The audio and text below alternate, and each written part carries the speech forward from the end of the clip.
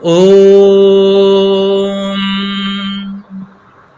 संगच्छध्वं संवदध्वं संवो मनांसि जानताम् देवाभागं यथा पूर्वे संजानान उपासते।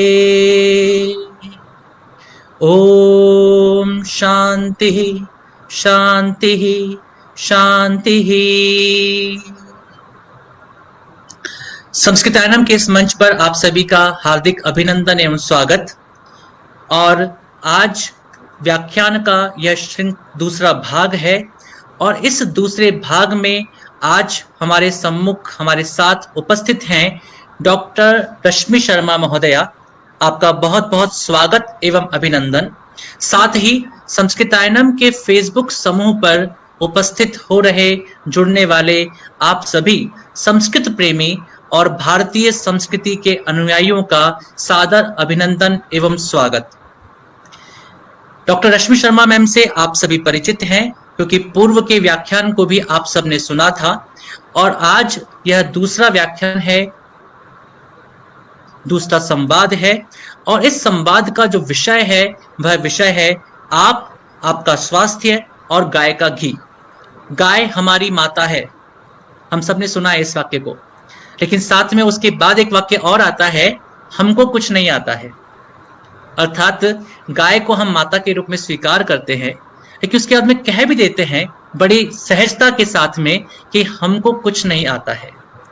अब यह समय नहीं है कि हम यह कहें कि हमें कुछ नहीं आता है। हमें उस गाय के बारे में जानना होगा, गाय के बारे में समझना होगा, गाय की आवश्यकता को जानना होगा, भारतीय संस्कृति में गाय के महत्व को समझना होगा। यदि उन्हें माँ कहा गया है तो उन्हें माँ क्यों कहा गया है, उनके दूध में, उनके घी में, उनके विविध तत्वों में जो उनसे हम प्राप्त करते हैं, उनमें ऐसी क्या विशेषताएं हैं जिनके कारण से उन्हें माँ का दर्जा प्रदान किया गया। अतः आज का व्याख्यान आप सभी के सम्मुख गाय के घी इस तत्व को लेकर के डॉक्टर रश्मि शर्मा मैम के साथ हम उपस्थित हुए हैं। और डॉक्टर रश्मि शर्मा महोदया सह आचार्य रसायन शास्त्र के रूप में कार्यरत हैं। आपका 25 वर्षों से भी अधिक का अध्यापन क्षेत्र का अनुभव है। मैंने पहले भी बताया था कि मैम जो हैं वह निरंतर रूप से ऑर्गेनिक फूड अर्थात खाद्य सामग्री किस प्रकार से प्राकृतिक तत्वों से युक्त हो सकती है और कैसी खाद्य सामग्री का हमें प्रयोग करना चाहिए, उन बिंदुओं को, उन बातों को विविध लोगों के सामने लगातार रखती हुई आई हैं और एक बड़े समूह का निर्माण किया, जो समूह इस समय पर उस प्रकार के ऑर्गेनिक फूड का प्रयोग कर रहा है। तो मैं डॉक्टर रश्मि शर्मा मैम का स्वागत एवं अभिनंदन करता हूं और आपसे निवेदन करता हूं कि आज के इस व्याख्यान को आप प्रारंभ करें। डॉक्टर रश्मि शर्मा। नमस्कार और धन्यवाद आशुतोष जी। मैं आभारी हूं आशुतोष जी की, जिन्होंने मुझे एक मंच पर आमंत्रित किया कि आप सभी से इस विषय पर कुछ चर्चा की जाए। और जिस प्रकार पिछले व्याख्यान में हमने तेलों के विषय में जाना था, उसी प्रकार आज का विषय जो हम चर्चा करेंगे उसमें भारतीय आहार विहार की सांस्कृतिक और वैज्ञानिक परंपराओं के अंदर आने वाले जो हमारे दूध, मक्खन, घी, छाछ, ये जो भी कुछ हम उत्पादों को अपने भोजन में इस्तेमाल करते हैं और सम्मिलित करते हैं, उसके पीछे की वैज्ञानिक अवधारणाएं क्या रही हैं कि हजारों हजार वर्षों से दूध और घी, मक्खन और छाछ हमारे भोजन का एक अभिन्न अंग बना हुआ है। तो हमको इनके बारे में गहराई से थोड़ा सा जानना और विश्लेषण करना बहुत आवश्यक है, क्योंकि जितने भ्रामक विज्ञापन, भ्रामक शोध, कई प्रकार के भ्रांतियां भरे हुए जो हमारे सामने तथ्य आते हैं अलग अलग रूपों में, पहले भी हमने इस बारे में कहा था कि उन सब के पीछे कुछ अलग हित होते हैं, वो हित व्यापार के हो सकते हैं, व्यापारिक मुनाफा कमाने के लिए किए जा सकते हैं, या उसके बारे में कई तरह के शोधों का भी उपयोग किया जाता है, लेकिन उसमें स्वास्थ्य कहीं नहीं है।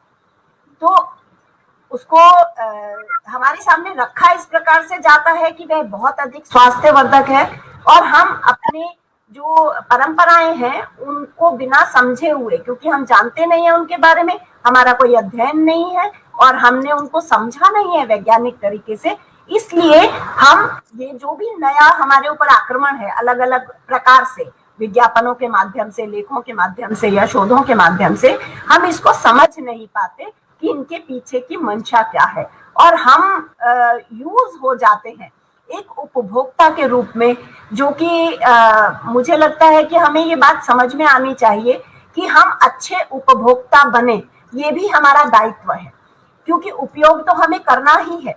बहुत अधिक सामग्री का उपयोग हम अपने दैनिक जीवन में करते हैं, और उन सबको लाने के लिए हम बाजार पर निर्भर होते हैं, और बाजार हमारी इसी चीज का फायदा उठाते हुए हमें अपने तरफ से व्याख्याएं देता है, और हम अपने लक्ष्यों से भटक जाते हैं। तो बहुत आवश्यकता है कि हम एक बार पुनर्चिंतन करें इस विषय पर कि हमें अपने आहार में ऊर्जा के स्रोत के सर्वोत्तम रूप को स्वीकार करना आना चाहिए, और उसको समझते हुए स्वीकार करना आना चाहिए। यानी हम अपनी जो भी सामर्थ्य है, अपनी जो भी क्षमता है, जो हमारा पैसा है, उसका उपयोग हम सदुपयोग के रूप में करें, हम उसका सदुपयोग करें एक अच्छी ऊर्जा के स्रोत को ग्रहण करने में, और उससे अच्छा स्वास्थ्य प्राप्त करने में। तो इन चीजों को ध्यान में रखते हुए अगर हम गाय के घी का विश्लेषण जब हम करते हैं, तो हम पहले सबसे ये समझें कि इसकी आवश्यकता क्यों हुई। तो गाय का जो गौ माता हमारे यहाँ पे पाली जाती थी, भारत में धन को जोड़ा गया गौ धन से। तो राजाओं का भी जब हम धन की गणना होती थी, या कहीं पर भी उस राज्य के बारे में कहा जाता था, तो ये पहले कहा जाता था कि उस राजा के पास इतना गौधन था। तो गौ को धन माना गया है। गोपाल की धरती है ये, यानी जो ईश्वर है, श्री कृष्ण जिन्हें हम कहते हैं, उनका एक नाम गोपाल भी रहा, यानी गायों को पालने वाला। तो गायों का रक्षण और गायों को पालना हमारे यहाँ की परंपरा रही है, और यह कितनी वैज्ञानिक है इसे हमें समझने की बहुत अधिक आवश्यकता है।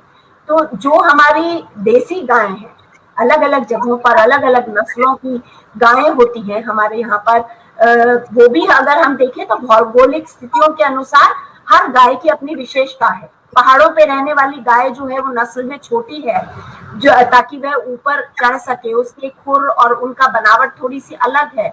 जो हम नीचे आते हैं तो जो राजस्थान है उसकी गायें अलग हैं, क्योंकि यहाँ पर थार को पार करने वाले नागौरी बैल और राठी और इस तरह की जो नस्लें हैं, यानी वो है डेजर्ट को सहने के लिए। थार में जो भी हमारी भौगोलिक स्थितियां बनती हैं, कम पानी में, अधिक गर्मी में, शुष्क वातावरण में अपने आप को वो अनुरूप करती हैं, अनुकूल बनाती हैं उस वातावरण के, और उसके बाद वो वहां पर रहती हैं। तो विभिन्न प्रकार की नस्लें, अगर हम नीचे जाएं गुजरात में तो गिर नस्ल, राठी और दूसरी प्रकार की साहिवाल, कई तरह की नस्लें हमें देखने को मिलती हैं। असम और उधर अलग तरह की गायें हैं, नीचे साउथ में अलग तरह की गायें हैं।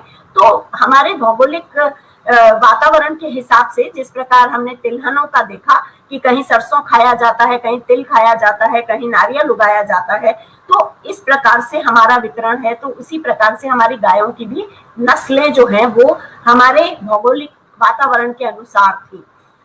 जब से हमने ये नया हम कहें जेनेटिक इंजीनियरिंग आ गई, जेनेटिक मॉडिफिकेशन आ गया, हाइब्रिडाइजेशन आ गया, तो हमने अधिक मुनाफा कमाने के उसमें व्यापार को बीच में रखते हुए केंद्र बिंदु व्यापार हो गया। गायों का पालन नहीं, वो वहां से हमारा जो लक्ष्य है वही थोड़ा सा डेविएट हो गया। तो सही नस्ल की देसी गायों का जो दूध है, पौष्टिक और प्राकृतिक आहार देते हुए वह जितना गाय हमें देती है, उसका अगर हम उपयोग करते हैं तो वह सर्वोत्तम वसा है। ये हमारे शास्त्रों में उल्लेखित है। हमारी जो संहिताएं हैं उनमें इसके बारे में बहुत लिखा और बहुत वर्णित किया गया है कि उसके दूध के क्या उपयोग हैं और उसके घी के क्या उपयोग हैं। तो हमारी कहानियां यहाँ से शुरू होती हैं कि बचपन से श्री कृष्ण को मक्खन बहुत पसंद था, घर घर में छाछ बनती थी, घर घर में गाय पाली जाती थी और हर घर में उसका पालन होता था और अपने बच्चों की तरह से उसका लालन पालन हमारे यहाँ पर करने की परंपरा रही है। कोई आंगन बिना गाय के इस जगह पर हमारे भारतवर्ष के अंदर कहीं पर भी उसकी कल्पना नहीं थी।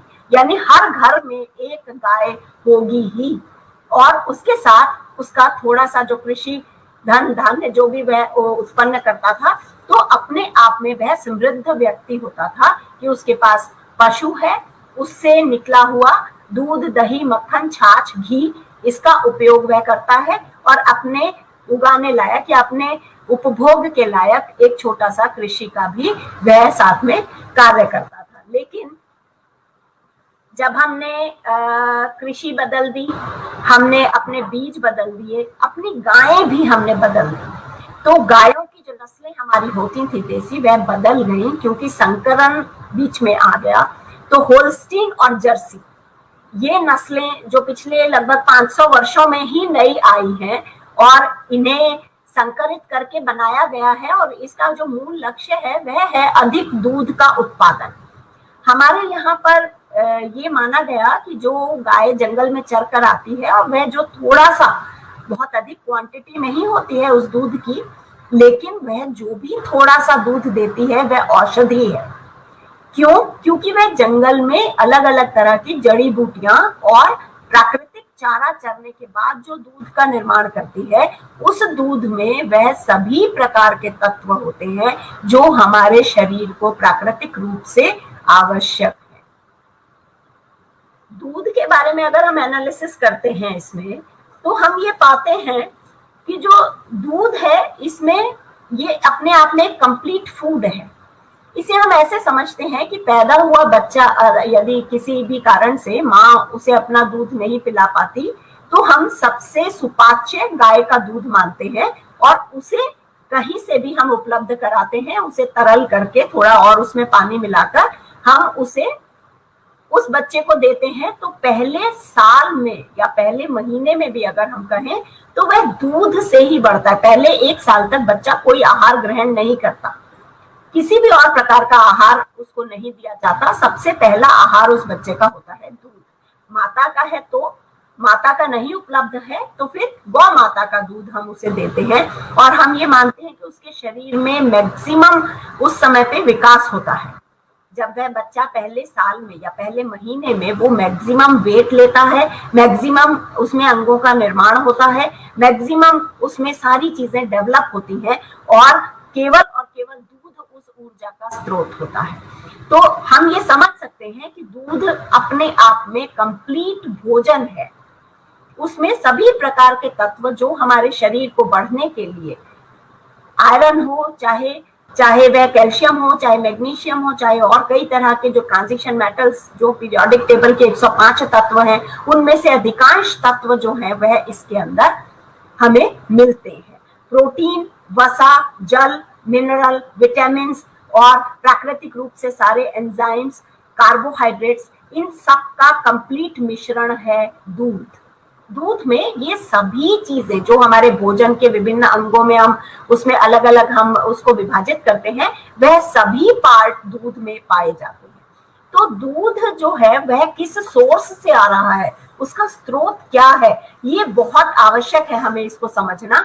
क्योंकि जब आधुनिक विज्ञान ने दूध को बदल दिया, उसके स्रोत को बदल दिया, तो हमारे पास उसमें कई विकृतियां आने लगी और पश्चिम में कई प्रकार के शोध आए हैं पिछले दिनों में। अगर हम उन्हें 20-25 सालों का लिटरेचर अगर सर्वे करते हैं तो उसमें कई शोध ऐसे हैं जो सर्वे बेस्ड हैं और वो ये कहते हैं कि दूध जो है वह अच्छा नहीं है, पॉइजन है।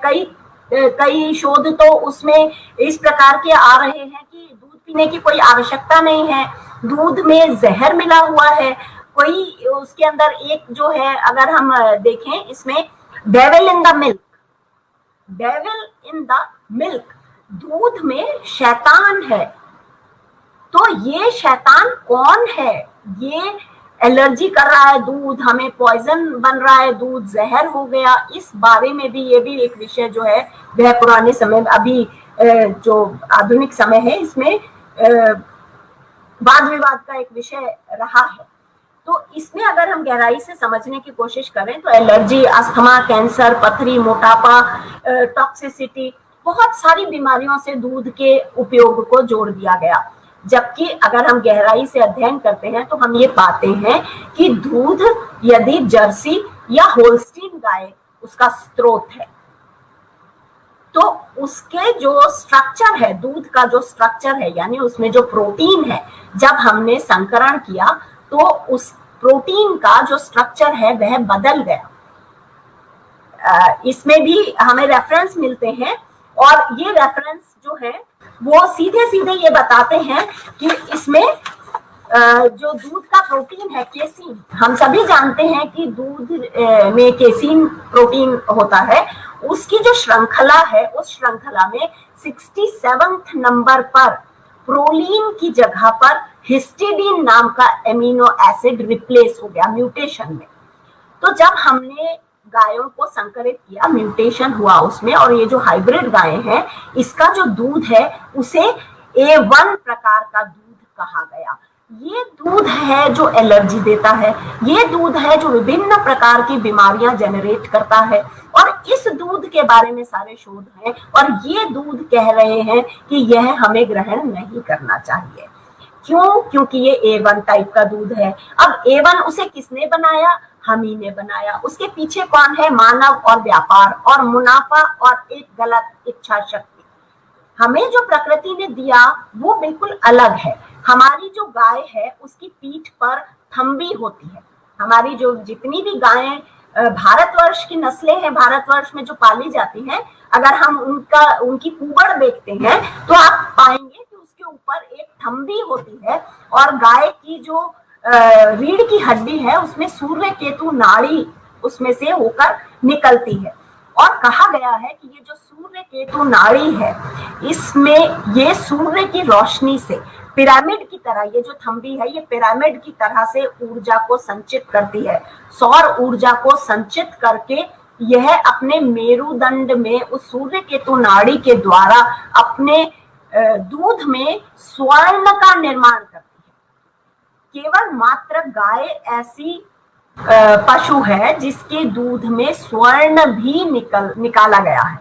तो अभी जो शोध है, गुजरात में भी अभी शोध हुए हैं, उसके गौमूत्र तक में स्वर्ण है।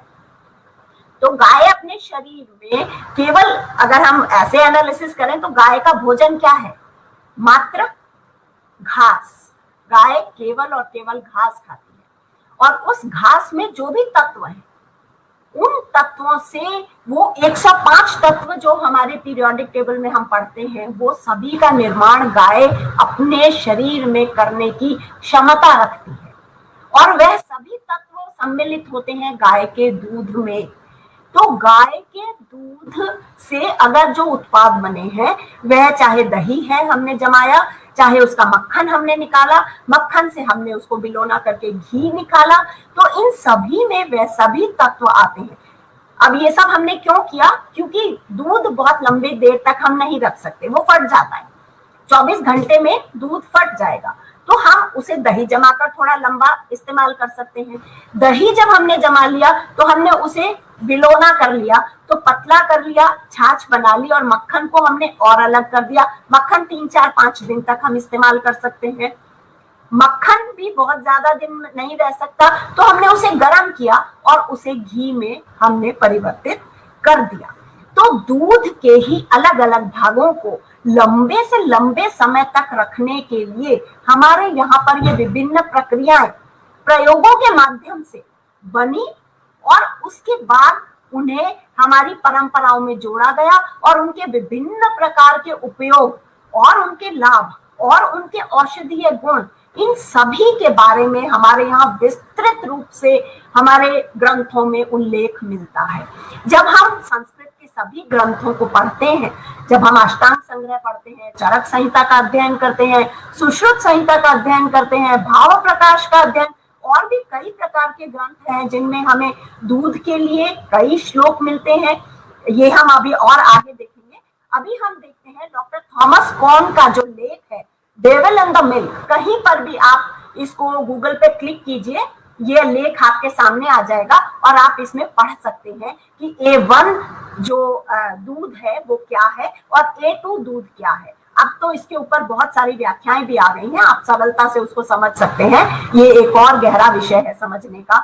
लेकिन A1 जो दूध है वो जिम्मेदार है हृदय रोगों के लिए, डायबिटीज के लिए, ऑटिज्म के लिए, शिजोफ्रेनिया लोग के लिए, जो हमारे ब्रेन से रिलेटेड, हमारे नर्वस सिस्टम से रिलेटेड ये सारी डिजीजेस हैं। ये सब क्यों है? क्योंकि हमने गलत स्रोत से दूध को प्राप्त किया और उसे हम पी रहे हैं। तो हमारा शरीर जो एंजाइम्स निकालता है दूध को पचाने के लिए, उसमें क्योंकि 67 नंबर पर प्रोटीन की चेन बदल गई है, तो हम थोड़ा सा ये भी समझ सकते हैं कि एंजाइम जो है हमारे शरीर में वह प्रोटीन है। अगर हमने थोड़ा सा भी विज्ञान पढ़ा है तो हम जानते हैं कि हमारे आमाशय में 3 तरह के एंजाइम सिक्रीट होते हैं, पेप्सिन, रेनिन और ट्रिप्सिन, और ये तीनों ही प्रोटीन के डाइजेशन में काम आते हैं। तो जब ये डाइजेस्ट करने लगते हैं दूध को, तो यहीं पर ईसोफेगस से ही वह एलर्जी देने लगता है, क्योंकि 67 नंबर पर जो प्रोटीन है वह पाचन योग्य नहीं है, हमारा एंजाइम उसे पहचानता नहीं है। तो जब वो उसे पहचानता नहीं है तो उसकी बायोकेमिस्ट्री अलग हो जाती है और उसका पचना और डाइजेशन अलग हो जाता है, तो वह हमारे शरीर में पचता नहीं है। जब पचता नहीं है तो वह कोई ना कोई उपद्रव मचाता है, और वह जो उपद्रव मचाता है उसे हम एलर्जी कहते हैं। और कई तरह की वह बीमारियां देता है, क्योंकि हम अगर उसे लगातार लेते हैं तो लैक्टोज इंटॉलरेंस और कई तरह के नए वर्ड्स आ गए जो पहले कभी नहीं थे। और अगर हम देसी गाय का दूध लेते हैं तो उसमें वो कहीं पे भी हमें इन सब चीजों की आवश्यकता नहीं होती। तो हमने स्रोत को बदल दिया, प्रकृति से हम दूर आ गए, हमने उन चीजों को व्यापार और मुनाफे में बदल दिया। तो इस सब चीज के पीछे जो है वह कहीं ना कहीं मानव और उसके कर्म है, जो हम ये कहें कि हमें हमारी परंपराओं में, भारतीय परंपराओं में ऐसा कुछ भी कहीं पे भी देखने को नहीं मिलता। यह आधुनिक विज्ञान की देन है। तो यहाँ हमें लौटना पड़ेगा अपनी परंपराओं पर कि हजारों वर्ष से जो इस देश में माना गया चला आया है हमारे घरों में विरासत के रूप में, उसमें क्या ऐसा था, क्या शुद्धता थी उसकी, जो आज इतने वर्षों बाद भी वह सभी के लिए, सर्वे भवन्तु सुखिनः सर्वे सन्तु निरामयाः, इस सिद्धांत पर हमारे यहाँ पर सारे ग्रंथों की रचना हुई है, जिसमें हमें क्या आहार विहार, अपने स्वास्थ्य, अपनी आयु, अपने सब चीजों के लिए हमें वहां पर उल्लेख मिलता है।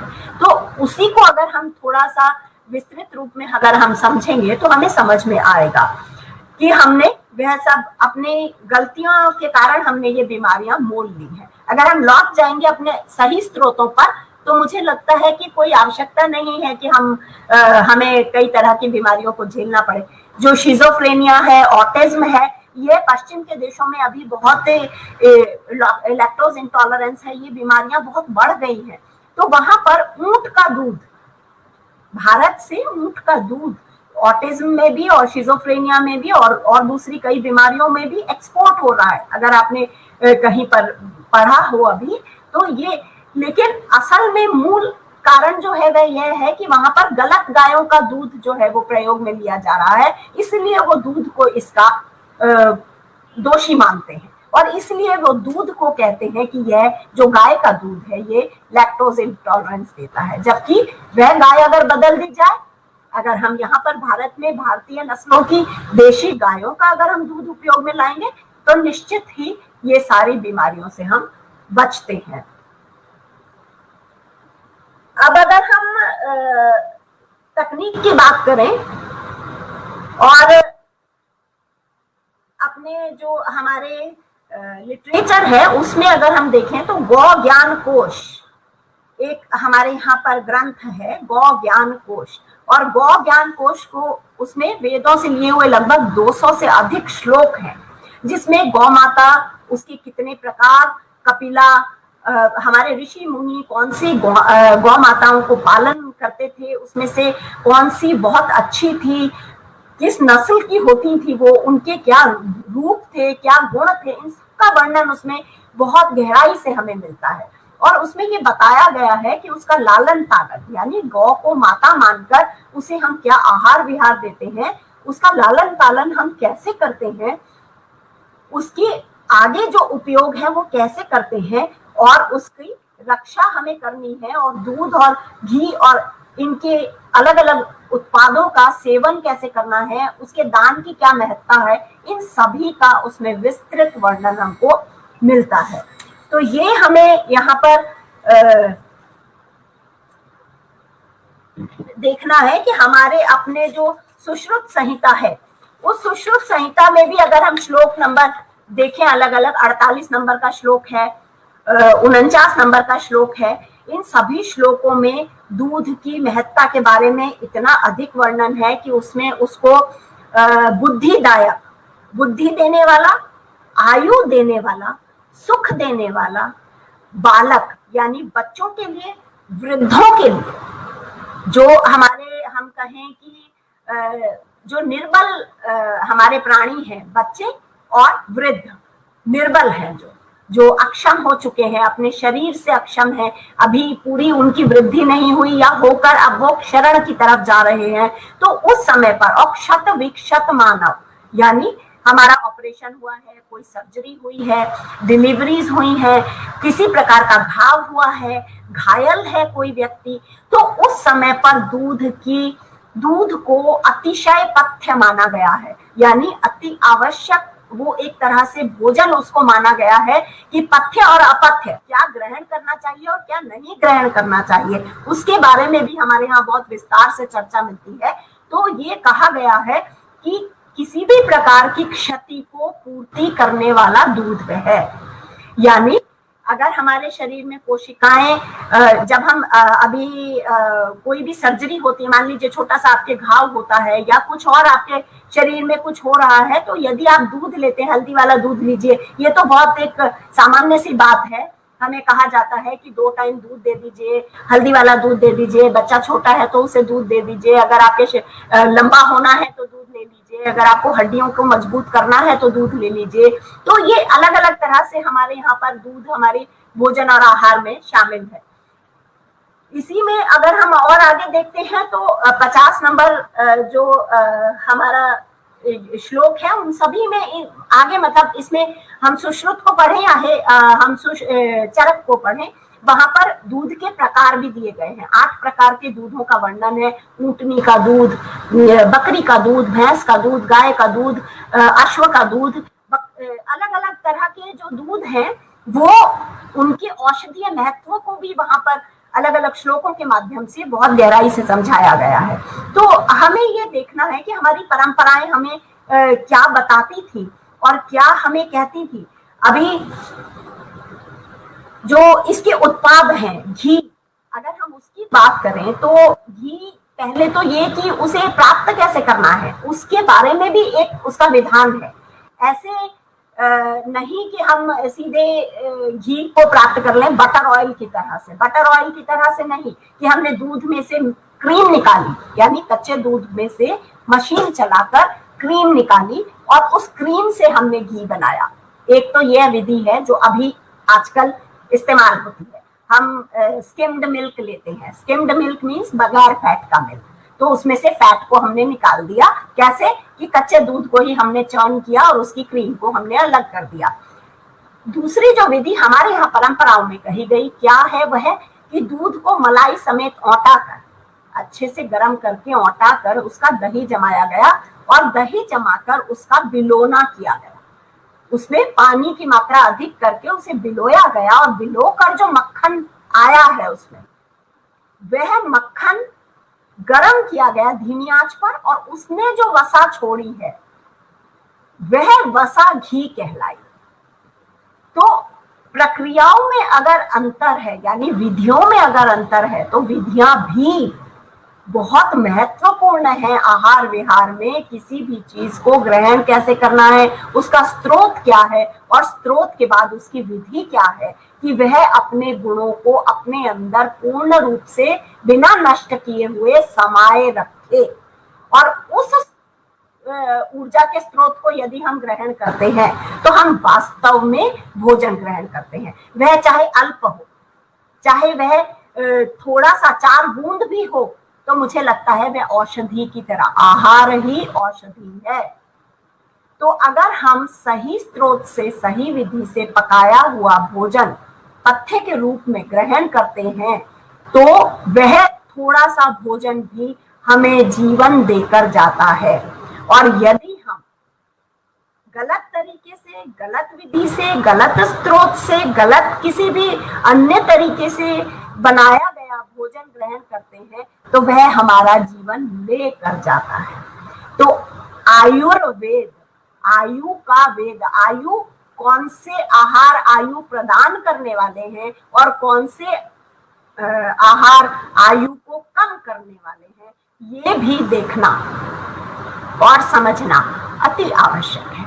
तो इस प्रकार से अगर हम अपना चिंतन रखेंगे, अपनी सोच रखेंगे और अपनी समझ को डेवलप करेंगे, जागरूक होते हुए, अपने आसपास की चीजों से समझते हुए, उसे जोड़ते हुए, तोड़ते हुए नहीं, या केवल सिंबॉलिक कि जो भी हमारे सामने आया उसे हमने सत्य मान लिया, बिना जाने, बिना कसौटी पे परखे हुए, उसके पीछे के मूल उद्देश्य को समझना बहुत आवश्यक है। कोई हमें कोई चीज बता रहा है, उसके पीछे उसका लक्ष्य क्या है।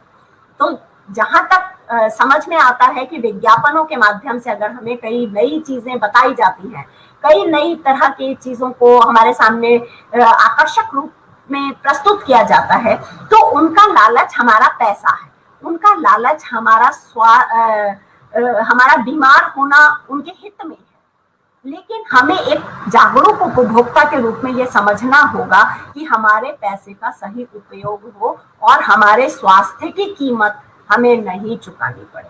तो ये भी हमको जोड़ते हुए इस बात को समझने की बहुत आवश्यकता है। अब जब हम आगे देखते हैं इसमें घी, पहले तो ये कि घी किस विधि से निकाला गया, इस पर भी हमारे शोध हैं, कुछ शोध, अभी शोधों के बारे में हम बाद में बात करेंगे।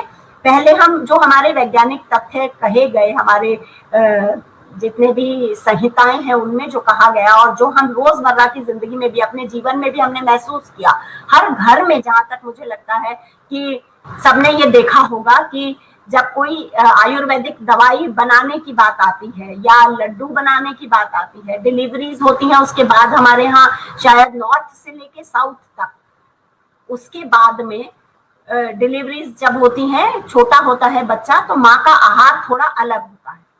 नॉर्मल आहार हम नहीं देते और ना ही उस समय दिया जाता है, कुछ भी अलग दिया जाता है, लेकिन वह अलग होता है। एक उसमें सबसे बड़ी चीज जो आपने कभी नोट की होगी कि वह सब कुछ जो 1-1.5 महीने तक है वह घी में बनता है। जो घी है वह सुपाच्य है, अधिकतम ऊर्जा देने वाला है, सर्वश्रेष्ठ वसा के रूप में इसका उपयोग बताया गया है हमारे ग्रंथों में। यानी तेल में तिल जो है वह सर्वश्रेष्ठ है, लेकिन सर्वश्रेष्ठ वसा की अगर बात आती है तो वह सर्वश्रेष्ठ गाय का देसी घी है। ये इसे हम थोड़ा और गहराई से समझते हैं कि घी का जो स्ट्रक्चर है, यानी जो केमिस्ट्री है घी की, इस केमिस्ट्री में हमें ये समझना है कि जो ये इसमें सैचुरेटेड फैट है।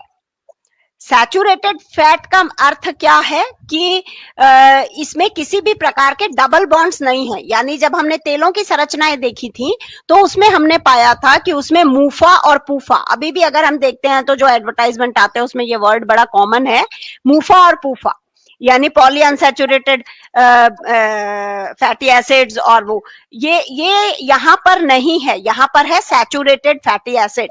लेकिन जब हम इसकी संरचना देखते हैं और जो हमारा अध्ययन है, बहुत अध्ययन गायों के घी पर हुआ है और वह सब बताता है कि गाय का घी, हमने 3 प्रकार के घी पर अध्ययन किया, 6 प्रकार के, जिसमें ये टेबल एक आप देख रहे हैं, कंपैरेटिव एनालिसिस है ये।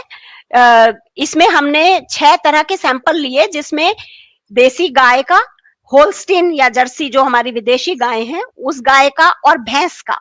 ये 3 तरह के दूध के हमने सैंपल लेकर उसमें विभिन्न मैथोडोलॉजीज का भी उपयोग किया। एक, जैसा हमने बताया पहले कि जो हमारा जो दूध है उससे सीधा क्रीम निकालकर और उस क्रीम से घी बनाकर, और एक उसका दही जमाकर बिलोना करके मक्खन को गर्म करके फिर घी बनाया गया।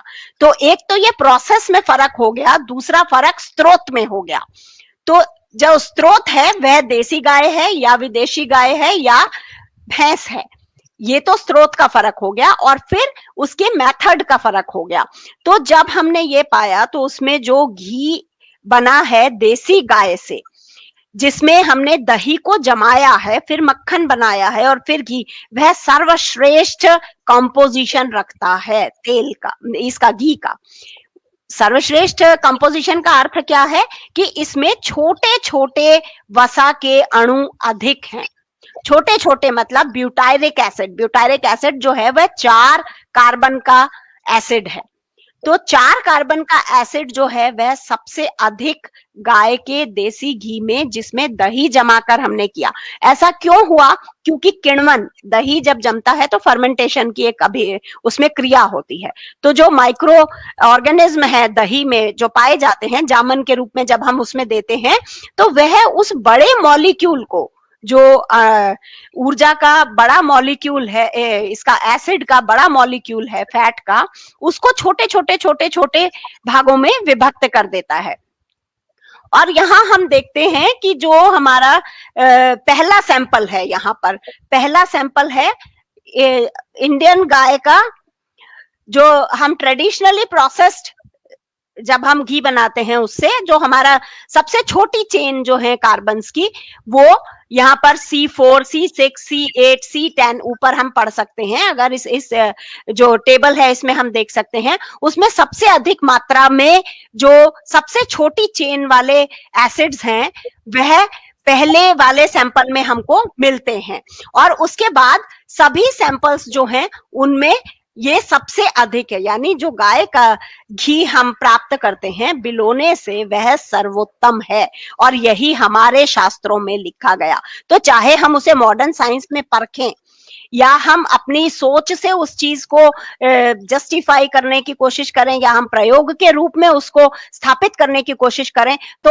एक एक तथ्य जो उसमें लिखा गया है वह सत्य उतरता है। तो हमें आवश्यकता है अपनी परंपराओं को और उसकी वैज्ञानिकता को जोड़ने की। अपने मौलिक चिंतन से, अपने मौलिक सोच से हमें ये समझना होगा कि वो जो हमारे ऋषि मुनि कह के गए, उन्होंने क्या सोचा था, क्या समझा था, और वो क्यों कह के गए। तो वो कह के गए हैं, इस बात में कोई ना कोई तथ्य है, कोई ना कोई सार है। हम नहीं समझते तो हमारी बुद्धि छोटी है। हमें अपनी बुद्धि को परखना होगा और हमें अपने प्रयोगों को करना होगा। यानी जब हम ये देखते हैं तो घी प्राप्ति के स्रोत जो है उसमें भी हमारी गाय सर्वश्रेष्ठ उतरती है।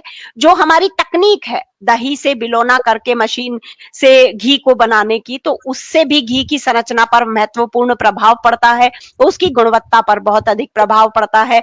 हमारे यहाँ जो बिलोना किया जाता था बहुत धीमी गति से, मिट्टी के घड़े में, मिट्टी अभी हम देख रहे हैं मिट्टी के बर्तनों का दोबारा से वो आ रहा है प्रचलन। क्यों? क्योंकि मिट्टी जो है उसमें वो पंच तत्वों में से एक तत्व है जिससे हमारा शरीर बना है।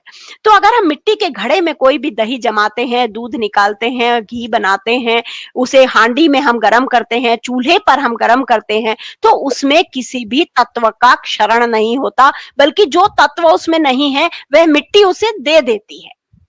तो ये हमें देखना है कि स्पीड जो हमारी माता या दादी या नानी बिलोने को लकड़ी के बिलोने से हाथ से करती थी, तो बहुत धीमी गति से, मंथर गति से वह बिलोना होता था, और उसकी विस्कोसिटी बहुत अलग होती है। इस प्रकार से जब हम घी निकालते हैं तो एक वो जो मशीन से क्रीम निकाली और क्रीम से हमने गर्म करके घी निकाला, वो घी हम घर में प्रयोग करके देख सकते हैं। और उसके बाद दही जमाकर बिलोना करके और हाथ से बिलोना करके अगर हम वो निकालते हैं तो दोनों की विस्कोसिटी, इसे हम क्या कहेंगे, श्यानता में बहुत अंतर आ जाता है, उसकी संरचना में बहुत अंतर आ जाता है। इसमें जो उसके अणु हैं उनकी गुणवत्ता में बहुत अंतर आ जाता है। तो सबसे अधिक सुपाच्य वही घी है जो हमारी तकनीक से बना है, जो हमारे सही स्रोत से आया है। अब यहाँ पर आगे अगर हम देखते हैं तो गाय को इसीलिए हमारे यहाँ गौधन कह दिया गया, यानी धन से जोड़ दिया गया। अगर आपके पास गाय माता है तो आपके पास स्वास्थ्य है, आप अब आत्मनिर्भर हैं, आपको बाजार पे निर्भर रहने की आवश्यकता नहीं। गौ माता आपको इतनी आर्थिक तरह से सक्षम बना देती है कि आपको वह अर्थव्यवस्था का आधार माना गया।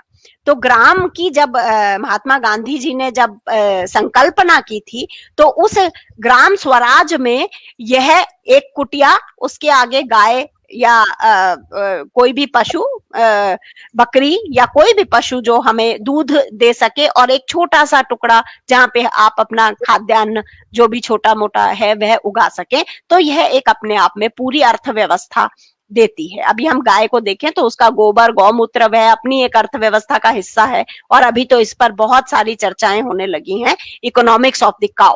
तो काउ इकोनॉमिक्स अपने आप में एक बहुत बड़ा विषय बन गया है और उसको अध्ययन की हम उसमें एक अलग अध्ययन चलता है, वह हम कर सकते हैं। तो जब हम और विस्तार से पढ़ते हैं तो हमें घी के बारे में और पता चलता है कि जितना अधिक पुराना घी है, जितना अधिक पुराना घी है, उतना उसके औषधीय तत्व अच्छे हैं, अधिक हैं और वह सर्वोत्तम है। यहाँ पर अगर हम देखते हैं तो हम पाते हैं कि पुराना घी अपने आप में औषधीय उपयोग के लिए रखा जाता है। 10 साल पुराने घी, 10 साल पुराना घी जो है वह और अधिक औषधि के गुणों से युक्त हो जाता है। और 111 साल पुराना घी, 111 साल पुराना घी, उसे कुंभ सर्पी कहा गया है।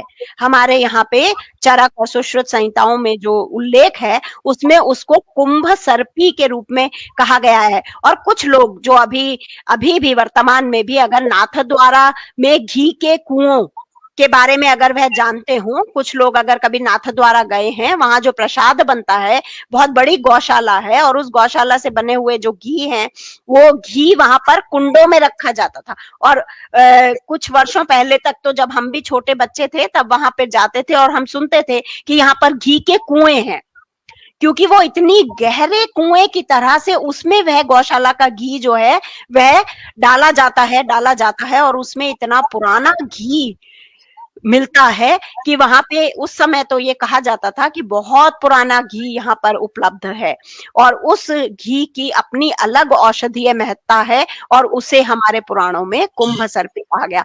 इसका अर्थ ये है कि जो सैचुरेटेड फैट का पार्ट है हमारे घी में, जो हमने अभी आधुनिक विज्ञान से अगर हम जोड़कर इसे देखते हैं, ब्यूटारिक एसिड और छोटे छोटे एसिड्स जो हैं, इसमें कोई प्रकार का डबल बॉन्ड नहीं है। और अगर डबल बॉन्ड नहीं है तो वह किसी भी प्रकार की ऑक्सीजन से, एयर से, किसी से भी किसी प्रकार की कोई अभिक्रिया नहीं देता।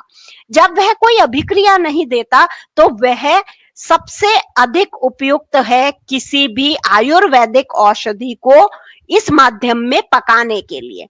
तो जब आयुर्वेदिक औषधियों को आपको सेवन करना है तो उसे कहा जाता है कि घी में पकाइए।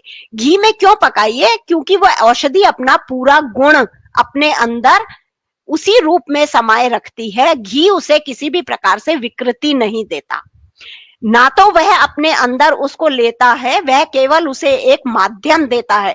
जैसा हमने तेलों के बारे में देखा था कि विटामिन जो हैं, बहुत सारे vitamin, vitamin A, vitamin D, vitamin E और विटामिन के, ये फैट सॉल्युबल विटामिन हैं।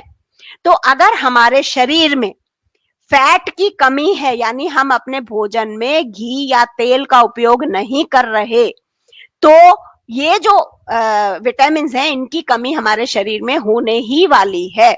जो शाकाहारी हैं, जहां पर हमारे यहाँ पे भारत में बहुतायत से शाकाहारी भोजन बनता है, तो उस भोजन में बहुत आवश्यक है कि हम थोड़ी वसा का उपयोग करें। 3 चम्मच वसा हमारे यहाँ पर हमें रोज उपयोग में लानी आवश्यक हो जाती है, और उसमें से 1 या 2 चम्मच जो है वह घी होना चाहिए और 1-2 चम्मच हमारा तेल होना चाहिए, क्योंकि तेलों में इसेंशियल ऑयल्स हैं, कुछ ऐसे हैं, और लिनोलिनिक एसिड और लिनोलिक एसिड, ये ऐसे एसिड्स हैं जिसको पूफा के लिए कहा गया कि आजकल जो चल रहा है कि सोयाबीन आप ज्यादा खाएं क्योंकि ये पूफा रिच है। और पूफा रिच का मतलब क्या है कि इसमें जो ये है ओमेगा फैटी एसिड्स बहुत हैं।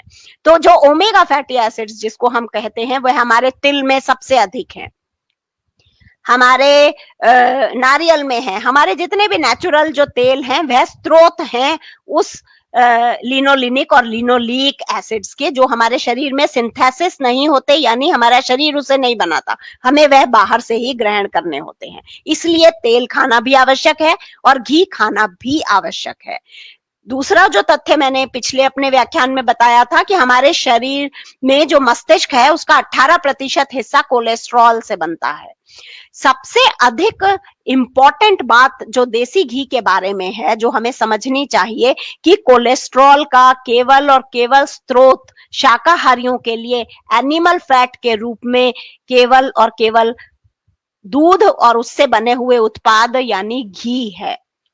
तो यदि हमारी यादाश्त, ये हमारे उल्लेख मिलता है हमारे शास्त्रों में कि यादाश्त को बढ़ाने के लिए, मेधावर्धक यानी ब्रेन से रिलेटेड सभी तरह की बीमारियों को ठीक करने के लिए, बुद्धि अगर दुर्बल है तो उसको स्ट्रेंथ देने के लिए, ये किसी भी तरह की अगर हमारे शरीर में वीकनेस है, किसी तरह की कोई टूट फूट है, कोई घाव है, कोई सर्जरी है, उन सब की रेमेडी अगर हमें मिलती है तो वह देसी घी है। तो देसी घी सही स्रोत से, सही विधि से बनाना, खाना अति आवश्यक है रोज हमारे शरीर। अभी ये घुटने बहुत दर्द होते हैं, जो हमारे नर्वस सिस्टम है जिसे हम ऑटिज्म कहते हैं, वहां तो पैदा हुए बच्चों में ही ऑटिज्म की बीमारी आ रही है, जिसमें कंट्रोल जो नर्वस सिस्टम है उससे जुड़ी हुई ये तंत्रिका तंत्र की अलग अलग बीमारियां हैं, कई तरह की, जो लेट एज में भी जाकर होती हैं और कई बार तो बचपन में ही हो जाती हैं। तो ये सारी चीजों के लिए हमारे यहाँ पे बहुत विस्तार से इसके बारे में बताया गया है। सांप के काटने पर आंखों की नेत्र की रोशनी अगर कम हो जाए तो उसके लिए तो इतने अधिक उपयोग वहां पर औषधि के रूप में हमारे यहाँ पर घी के भी हैं, दूध के भी हैं, उसके प्रकारों का भी वर्णन मिलता है। तो हम अनावश्यक भ्रमित ना हो, अपनी भ्रांतियां जो हमारे सामने आती रहती हैं उन्हें हम अपने जो हमारे पास उपलब्ध हमारा लिटरेचर है उसकी कसौटी पर अच्छी तरह से परखे बिना उसे नकारें नहीं, उसे एक तरफ नहीं करें। बिना अध्ययन के हम अगर ये सोचें कि जो ये कहा जा रहा है शायद वही सत्य है, तो वह सत्य नहीं है। हो सकता है वह अर्ध सत्य हो, इसलिए क्योंकि उसके पीछे की मंशाएं वो नहीं है जो हमारे ऋषि मुनियों की थी, यानी सर्वे भवन्तु सुखिनः सर्वे सन्तु निरामया। ये उनकी मंशा नहीं है, ये आज के बाजार की मंशा नहीं है, ये आज के व्यापार की मंशा नहीं है। तो अब हुआ कि हम क्या करें, हमारे सच्चे प्रयास क्या होने चाहिए। तो ये हमें यहाँ पर थोड़ा सा देखना होगा कि हम क्या क्या प्रयास कर सकते हैं। तो इन प्रयासों में जो हम कर सकते हैं कि एक तो हम भ्रामक विज्ञापनों से भ्रमित ना हो, दूसरा अपनी परंपराओं की वैज्ञानिकता को समझते हुए हम बेहतर उपभोक्ता बने। बेहतर उपभोक्ता बनने का मतलब ये है कि हम जो भी ग्रहण करें मूल्य देकर, तो हम वह चीज लें जो हमारे को स्वास्थ्य देकर जाए, और एक स्वस्थ जीवन, दीर्घ आयु, निरोगी काया, इस दिशा में अगर हम अपने जो हमारा राशि है हमारी, वह हम उसका उपयोग करें। अपनी परंपरागत कृषि विधियां जो भी हमारी रही हैं, जो हम बीजों को अपने बीजों को अपने भौगोलिक क्या कहें वातावरण के अनुसार अगर हम चुनते हैं, और जो हमारे यहाँ पर लोकल खाया जाता है, मोर लोकल, क्या हम ग्रेन्स, क्या हम जो गायों की जो नस्लें हैं हमारे यहाँ पर कौन सी होती हैं, जो तिलहन है वह कौन से होते हैं, इस दृष्टि से अगर हम चुने गौ पालन, यानी जो भी हमारे आसपास गौ को पाल रहा है, हम तो नहीं पाल सकते। हमारे यहाँ तो गैरेज में गाड़ियां खड़ी हैं, बहुत बड़ी बड़ी लग्जरी गाड़ियां, 10 लाख 15 लाख 20 लाख, हम इतने पैसे खर्च देते हैं अपनी लग्जरीज के ऊपर, अपनी गाड़ियों को पेट्रोल से चलती हैं वो उनके लिए, लेकिन हम 1 लाख रुपया एक गाय के लिए किसी गौपालक को नहीं देते। तो हमें चिंता करनी है उस गौपालक की, हमें चिंता करनी है उस किसान की जो अपनी खून पसीने से उस गाय को सींच रहा है। कम से कम हम एक गाय को स्पॉन्सर कर सकते हैं कि इस गाय के सुख दुख, भोजन, पानी, जीवन, मृत्यु, इन सब का जिम्मेदार मैं हूं। ये जितने भी पैसे इस पर लगेंगे वो मैं दूंगा या दूंगी, और इसका जो भी दूध है वो आप मुझे दे दें। तो अगर हम इस तरह से एक बॉन्डिंग करें पशुपालकों के साथ में, कृषकों के साथ में, कि वह अपनी भूमि, हम आपको सपोर्ट करते हैं, आप अपनी भूमि डेवलप कीजिए। बहुत सारे हमारे जो सुनने वाले हैं वह सक्षम हैं, मुझे लगता है उन सभी के पास उन भूमि भी होगी अपनी, उनके पास इतनी सामर्थ्य भी होगी कि वह स्वयं गौ, अगर हम स्वयं नहीं पाल सकते तो जो पाल रहा है, सबसे बड़ी बात, हम गौशाला में जाएं, किसी एक गाय के नाम को अपना नाम दे दें कि ये गाय मेरी है, इसका सब कुछ मैं देखूंगा।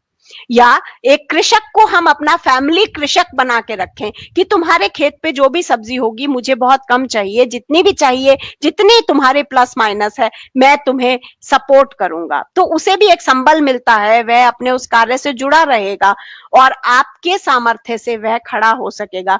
मुझे लगता है ये हमारी एक भूमिका हो सकती है। अभी वर्तमान में जो भी दृश्य चल रहा है, परिदृश्य चल रहा है, बाजार की मार है, विज्ञापनों की भरमार है, हम इसमें अपना क्या भूमिका लगा सकते हैं, ढूंढ सकते हैं, अपना क्या रोल प्ले कर सकते हैं। सब तो वैज्ञानिक नहीं है, सब तो पढ़े लिखे भी नहीं है, सब तो बहुत जानते भी नहीं है, लेकिन हम इतना समझ सकते हैं कि हम अपनी भूमिका कहीं ना कहीं तो ढूंढ पाएंगे और उसमें अपना कोई ना कोई योगदान तो हम दे पाएंगे। तो अपने स्थानीय गौपालकों से, कृषकों के साथ में हम संवाद कर सकें, अगर हम किसी को सपोर्ट कर सकें, किसी भी प्रकार से उनके उत्पादों को हम उपयोग में लाकर उन्हें संबल प्रदान कर सकें, छोटे छोटे समूहों के माध्यम से हम उनकी रक्षा संरक्षण कर सकें, प्रोत्साहित कर सकें, तो मुझे लगता है हम एक योगदान तो उसमें दे ही सकते हैं। मैम, सबसे पहला प्रश्न है डॉक्टर नविता श्रीवास्तव मैम का, और मैं सब प्रश्न आपके सामने ला रहा हूं। उन्होंने कहा है कि is mother milk and cow milk is equivalent in content,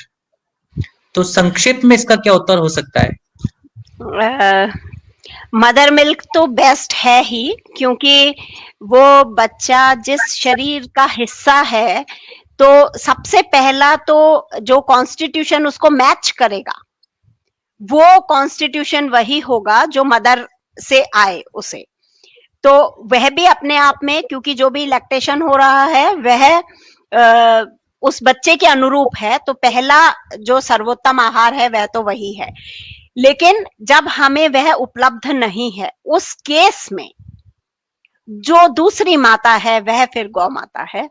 तो इसलिए हमें जहां पर ऑप्शन हमारे पास नहीं है पहला, तो हमें सेकंड ऑप्शन पे ही जाना होगा, क्योंकि फिर सर्वोत्तम वही है, क्योंकि वह घास से हम कहें कि सबसे सुपाच्य, क्योंकि जरूरी क्या है कि वह बच्चा, ऊर्जा किसको चाहिए, उस छोटे बच्चे को, तो वह जिसे पचा सके, तो वह भैंस हो या कोई और दूसरा जानवर है या जिसका भी हम दूध लेंगे वह उसे नहीं पचा सकेगा।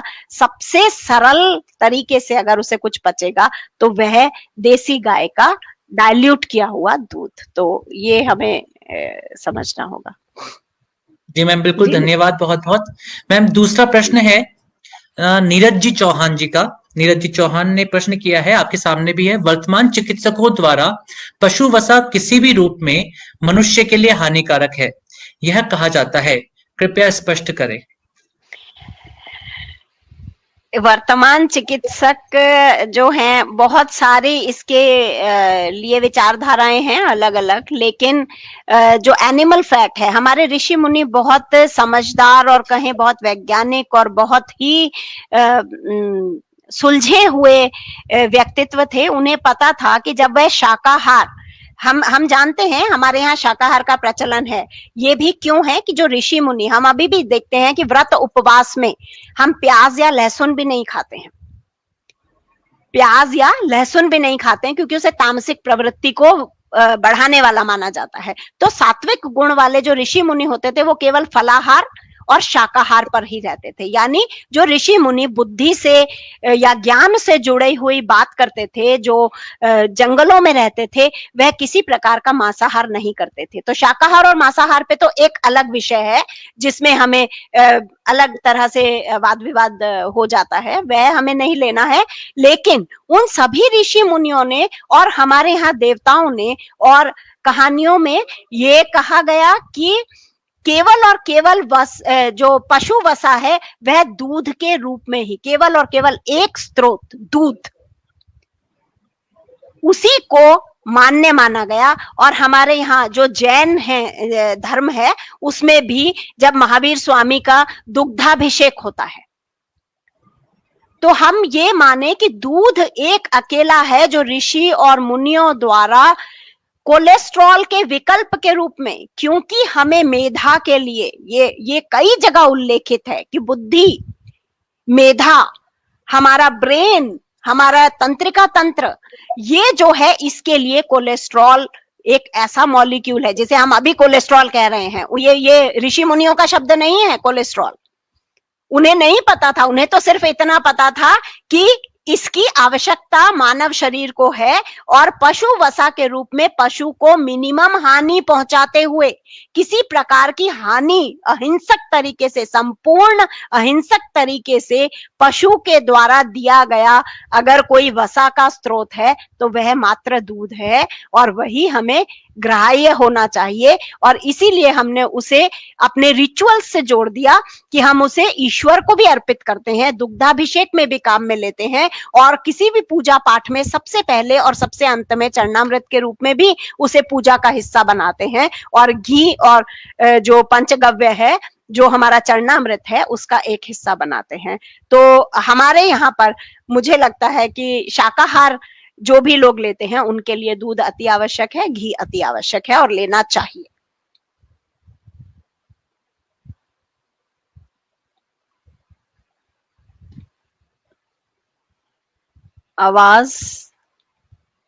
आवाज नहीं आ रही है।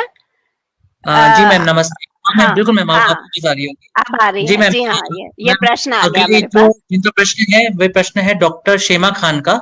आप परिचित है उनसे। तो डॉक्टर शेमा खान ने प्रश्न किया है कि प्रतिदिन कितनी मात्रा में घी आहार में लेना चाहिए। ये डिपेंड करता है कि हम कितना काम करते हैं, क्योंकि वर्कआउट हम जितना करते हैं, घी लेना ही उतना इम्पोर्टेंट नहीं है, उसे पचाना भी उतना ही इम्पोर्टेंट है।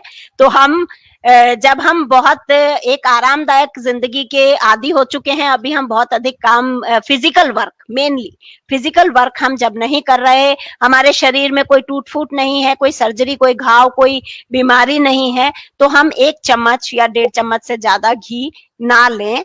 और अगर कोई ऐसी आवश्यकता है, हमने कहीं कोई हमारे शरीर में किसी तरह की कोई कमजोरी है या कोई बीमारी है, तो औषधि के रूप में हम इसका सेवन और अधिक मात्रा में भी कर सकते हैं। तो वो डिपेंड करता है कि हम उसको कैसे एसिमिलेट करेंगे। जैसे डिलीवरी के बाद है तो काफी अधिक मात्रा में घी दिया जाता है, तो वह उस समय शरीर की जरूरत होती है, क्योंकि उस शरीर में बहुत सारे परिवर्तन होते हैं। लेकिन आम व्यक्ति को 1-1.5 चम्मच से ज्यादा घी की आवश्यकता नहीं है। अगर आप मजदूरी या कुछ ऐसा फिजिकल वर्क या कुछ वर्कआउट करते हैं तो आप ले सकते हैं अधिक। जी मैम, अगली जो बात का है वह है श्रद्धा गोसावी जी ने की है।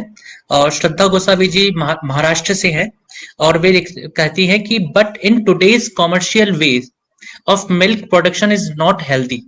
I think if we own a cow mata in our yard and extract milk from her, then it will be better. तो ये उनका सोच भी है और विचार भी है। तो आपका क्या निर्णय है इसके बारे में? निश्चित रूप से ये तो सर्वोत्तम एक उपाय है जो करना चाहिए। अगर हम पाल सकें तो इससे अच्छा कुछ नहीं है, लेकिन ये इतना आसान भी नहीं है कि हमने सोचा और हमने कर लिया, क्योंकि अगर हम बड़े शहरों में रहते हैं तो वहां पे अलाउड नहीं है। अगर हम छोटे शहरों में रहते हैं तो इसके बारे में हम जानते नहीं हैं, क्योंकि एनिमल हस्बेंड्री और जानवर को पालना, पशु को पालना, उसके लिए आपको बहुत कुछ सीखना पड़ता है। तो ये एक कला है, एक विद्या है जो आपको सीखनी होगी, और वरना वह पशु जो है वो सफर करेगा। हम उसे भोजन कहाँ से देना है, उसकी बीमारियों को कैसे संभालना है, उसकी देखभाल कैसे करनी है, वो सब चीजें यदि हमें आती हैं तो बहुत अच्छी बात है। हम ये कर सकते हैं कि हम एक गाय, अगर आपके पास जगह है, आप पाल सकते हैं, और उसके लिए पालने के लिए किसी जानकार व्यक्ति को अपॉइंट कर सकते हैं, आप उसे पे कर सकते हैं। दूसरा जो रास्ता है, अगर हम बड़े शहरों में रहते हैं तो आसपास आजकल कई ऐसे किसान हैं और कई ऐसे पशुपालक हैं। थोड़ी मेहनत आपको करनी होगी कि जो लोग ऑलरेडी ये काम कर रहे हैं, जो गौशालाएं चला रहे हैं देसी गायों की, या कोई ऐसा छोटे किसान जो गायों को पाल रहे हैं, हम उन्हें पैसे से सपोर्ट करें, हम उस गाय का पूरा खर्चा वहन करें, हम जाएं उस स्रोत को रेगुलर चेक करें, मिलें, देखें।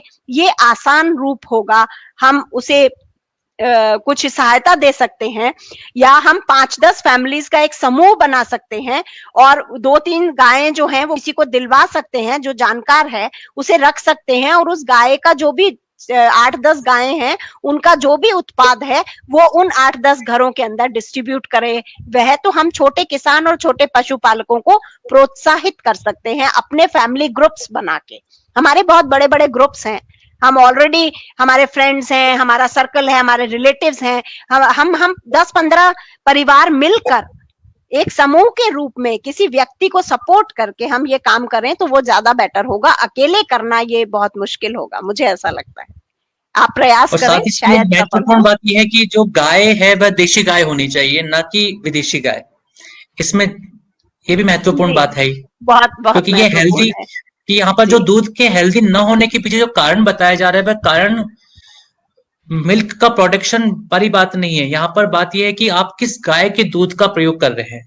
तो इसलिए विदेशी गाय नहीं, अभी तो देशी गाय पर ही हमको आना है पूरी तरह से। तो मैम जी धन्यवाद बहुत बहुत। मैम एक आभा मुंद्रा जी हैं, उनका प्रश्न है, उन्होंने 2 प्रश्न किए हैं। पहला तो ये कि where A2 milk is available in Ajmer. वैसे हमारे घर में भी आपके कारण से A2 मिल्क आ रहा है, तो ये भी जानना चाहते हैं कि A2 मिल्क कैसे मिल सकता है। और दूसरा इनका एक और प्रश्न है कि कौन सी कंपनी का घी कहाँ से खरीदना चाहिए, कृपया प्रकाश डालिए। जी, तो ये यदि 2 आप प्रश्न इनके अजमेर हैं। में, हाँ, यदि आप अजमेर में रहते हैं तो आपको आप नंबर ले सकते हैं। अजमेर में तो ये दोनों ही चीजें हम उपलब्ध करवाते हैं, तो आपको होम डिलीवरी भी हो सकती है, आराम से आपको घर पे मिल सकता है। अन्य शहरों के बारे में अभी बहुत अधिक वो नहीं है मुझे जानकारी, लेकिन अमेज़न पे यहाँ पर ही जो हमारी लगभग यहाँ अजमेर में 4 गौशालाएं हैं जहाँ पर देसी गायें पाली जाती हैं, और वह गौपालक उन्हें बहुत अच्छा भोजन प्रदान करते हैं, और उसी से बिल्कुल सही तरीके से घी बनाया जाता है, और फिर जो वह तय करते हैं उसी कीमत पर वह घी उपलब्ध होता है। उसमें हम अपनी जो मार्केट में है वो 600 रुपए या 500 रुपए में घी मिलता है, क्योंकि वह बटर ऑयल है, क्योंकि वह क्रीम से निकाला गया है, उसका सोर्स भी विदेशी गायें हैं या कोई भी और हो सकता है, मुझे बहुत अधिक जानकारी नहीं है। नॉर्वे से बहुत इंपोर्ट हो रहा है घी, और भी जगह से जो क्रीम है वो इंपोर्ट होती है फिर यहाँ पर बनती है, तो उसे वो देसी घी कहते हैं, जबकि देसी घी वह नहीं है। तो लोकल सोर्स से लिया गया देसी घी ज्यादा ऑथेंटिक है। सोर्स आपको पता होना चाहिए। आप विजिट कर सकती हैं और आप उन जगहों पे जा भी सकती हैं, और आप अपना संपर्क जो है वह दे दें, या आप हमसे संपर्क कर लें तो आपको दोनों ही चीजें उपलब्ध करवा दी जाएंगी। जी मैम, एक प्रश्न और है कि श्री सीताराम जी पारिक का, आप उनसे परिचित हैं, प्रोफेसर सीताराम जी पारिक, उन्होंने प्रश्न किया कि वर्षों से राजस्थान में कहावत चली आ रही है, स्वास्थ्य के लिए दूध बकरी का, घी गाय का और दही भैंस का उत्तम माना जाता है। तो ये कहावत क्या है और इस कहावत का क्या हम तोड़ निकालें या क्या हम इसके बारे में विचार रखें, इसके बारे में जिज्ञासा है। देखिए, मैं बहुत ज्यादा राजस्थान की कहावतें मैंने बहुत अधिक नहीं सुनी है, लेकिन आपके माध्यम से यह भी अभी सुना है, तो इसका मैं विश्लेषण कर देती हूँ कि दूध जो है वह बकरी का इसलिए कहा गया क्योंकि वह सभी तरह का आहार ग्रहण करती है, वह कुछ भी खा सकती है। यानी आप देखें तो आकड़ा, धतूरा, नीम, वो ऐसी ऐसी वस्तुएं भी खा लेती है, ऐसे ऐसे पौधे खाती है जो और कोई पशु नहीं खाता है। तो उसका जो दूध है उसमें औषधीय गुण बहुत हैं। तो उसे जब हमें कोई बीमारी है, जैसे मान लीजिए अगर जैसे कैंसर के समय भी इसके दूध को रिकमेंड करते हैं, तो वह इसलिए करते हैं क्योंकि उस दूध में वह बहुत कम मात्रा में भी बहुत अधिक उपयोगी होता है। बकरी बहुत अधिक दूध नहीं देती है, वह जो दूध है वह बहुत कम मात्रा में आप औषधि के रूप में ले सकते हैं। लेकिन अगर अधिक उपयोग में लेना है हमें, तो वह उतना दूध बकरी नहीं देती है। एक बकरी का जो दूध है वह एक तो औषधीय गुण बहुत अधिक रखता है क्योंकि वह सभी तरह के जो औषधीय पौधे हैं वह अपने आप स्वतंत्रता से घूमती है, विचरती है और खाती है। उसे हम नहीं खिलाते हैं, वो अपने आप खाती है, चरने जाती है वो। और जो घी है गाय का वह तो सर्वोत्तम है ही, उसमें कुछ ऐसा कहना नहीं है। और भैंस का जो दही कहा गया है, तो जो हमारे एनालिसिस में आया उसमें लॉन्ग चेन फैटी एसिड्स बहुत अधिक हैं। अब दही जमाकर अगर खाया जा रहा है तो हो सकता है कि वह थोड़े छोटे हो जाएं, लेकिन फिर भी वह गाय से अधिक उत्तम तो नहीं है, ये जो हमारी रिसर्चेस भी कहती हैं। इसलिए हमारे शास्त्रों में सुश्रुत और चरक में जो कहा गया वह गाय के लिए अधिक कहा गया, और दूसरे पशुओं का जो कहा गया वह केवल औषधि के रूप में, एक सीमित उपयोग के रूप में उसको बताया गया है। मैम अंतिम प्रश्न लेते हैं, और यह प्रश्न है शेखर कांवरिया जी का। उन्होंने कहा है कि nowadays many physicians and dieticians says not to consume ghee, is it an effect of industry oriented research, should we consume ghee every day? आप घी खा सकते हैं, रोज खा सकते हैं, और 1 से 1.5 चम्मच घी जरूर खाना चाहिए अगर आप शाकाहारी हैं तो। यदि आप शाकाहारी नहीं हैं और आप और भी दूसरी तरह के एनिमल फैट्स लेते हैं, तो एक अलग बात है कि उसमें आप कितना और कैसे, वो आपके क्या सोर्सेज हैं। लेकिन जो ये कहा जाता है कि फिजिशियंस जो और डाइटिशियंस अगर कह रहे हैं कि घी खाओ मत, तो वो गलत है, क्योंकि या तो वह इसलिए कह रहे हैं क्योंकि उस घी का सोर्स अलग है। जिस घी को वह मना कर रहे हैं वह जर्सी होल्स्टीन का हो सकता है, या वो डालडा घी हो सकता है, या वो कोई भी और घी हो सकता है जो देसी गाय का बिलोने से निकला हुआ नहीं है, क्योंकि उन्होंने देखा भी नहीं है और उन्हें पता भी नहीं है। तो उसके बारे में मुझे लगता है कि उनकी कोई राय भी नहीं होगी। ये जो राय बनी है ये गलत सोर्स के फैट के बारे में ज्यादा राय है। और मैम बाकी तो नीरज चौहान जी ने अजमेर के संडे ऑर्गेनिक मार्केट की जानकारी दी जा सकती है दुग्ध उत्पादों के लिए, उन्होंने बताया है। तो निश्चित रूप से जो ऑर्गेनिक मार्केट है, अगर 2 मिनट का समय बस अंतिम हम लेते हैं, और थोड़ा सा अगर आप बता सके कि ये ऑर्गेनिक मार्केट क्या है और किस प्रकार से वहां पर हम इन उत्पादों को प्राप्त कर सकते हैं, और अंतिम में सार कथन आज का, तो ये कंप्लीट बात रखते हुए इसको हम खत्म करते हैं। बस एक प्रश्न और है कि जयपुर में काऊ घी कहाँ से लें, ऐसा प्रश्न भी आया है। तो आपने से अमेजोन और इन सब के बारे में बात आपने बताई है, ये भी आप शामिल कर सकते हैं। जो यहाँ पर उपलब्ध कराते हैं उन्हीं वो लोग जयपुर में भी उपलब्ध कराते हैं। तो लोकेश गुप्ता हैं जो यहाँ पर जो हाट में हमारे यहाँ पर गौशाला से जो घी लेकर आते हैं, तो अगर जयपुर से अगर आपको उनसे संपर्क करना है तो वह बता सकते हैं कि जयपुर में वो किस प्रकार से उसको उपलब्ध कराएंगे। तो वहां पर भी शायद वीक में कभी कभी वह और या वो कोरियर से भी भेजते हैं। वो होम डिलीवरी जो कोरियर है उससे बेंगलोर तक जाता है, हैदराबाद जाता है, दिल्ली जाता है, कोटा जाता है। तो आप अपना एड्रेस और फोन नंबर, आप लोकेश गुप्ता का फोन नंबर आप ले सकते हैं और डायरेक्ट उनसे कांटेक्ट कर सकते हैं, आपके यहाँ पर घी डिलीवर हो जाएगा। और मैम बाकी अंतिम सार कथन। अंतिम सार कथन के रूप में यही है कि ऑर्गेनिक हार्ट, जैसा आपने पूछा है, ये एक प्रयास है। डॉक्टर वंदना शिवा के साथ में काम करते हुए लगभग 30 वर्षों से अपने बीज बचाने हैं, अपनी कृषि बचानी है, अपने जो हमारे पारंपरिक तरीके हैं, जो पशु हैं, जो कृषक हैं, जो इस सब चीज में लगे हुए हैं, छोटे किसान हैं, उन सभी के लिए सोचते हुए, पर्यावरण को बचाते हुए, धरती माँ को बचाते हुए, अपनी परंपराओं को बचाते हुए इस दिशा में काम करने के लक्ष्य को लेकर एक प्रेरणा के रूप में वो हमारे सामने हैं। और उन्होंने बहुत काम किया है, समझा है, उन्होंने इस विषय को बहुत गहराई से समझते हुए बहुत लोगों के लिए नवधान्य एक उनका संगठन है, हम सर्च करके उसके ऊपर बहुत सारी जानकारी ले सकते हैं। तो उसके माध्यम से उन्होंने बहुत 10 लाख से भी ज्यादा किसानों को जोड़कर समूह बनाए हैं और अलग अलग राज्यों में उनका काम है। तो यहाँ पर अजमेर में एक छोटा सा प्रयास हमने उन्हीं की प्रेरणा से शुरू किया था लगभग 3 साल पहले। और कुछ समूह ऐसे, वो किसान जो जैविक खेती करते हैं, जो अपने छोटे छोटे खेतों के अंदर पूरी तरह से प्राकृतिक संसाधनों का उपयोग करते हुए, यानी नीम की खली और आकड़ा धतूरा, उसी से वो बना के जीवामृत, बीजामृत बना के अपने देसी बीजों से अपनी सब्जियां लोकल जो होती हैं उनको उपलब्ध कराते हैं।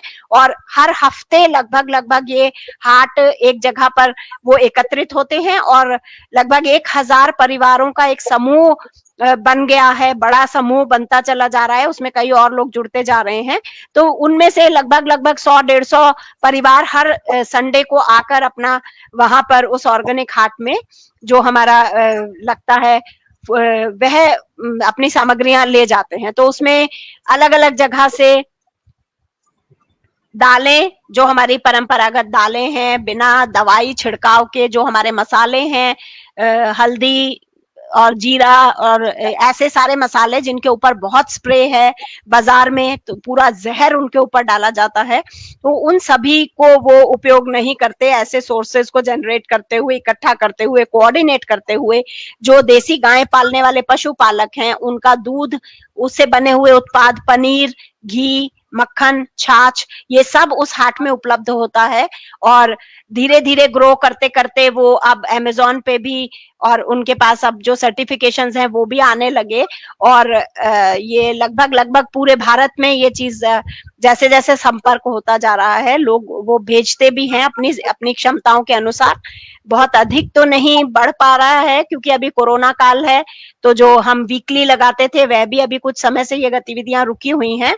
लेकिन जैसे ही समय परिवर्तित होता है और सब कुछ सुखद होता है तो शायद वह वापस से शुरू होगा, ऐसी कामना है, मंगल कामना।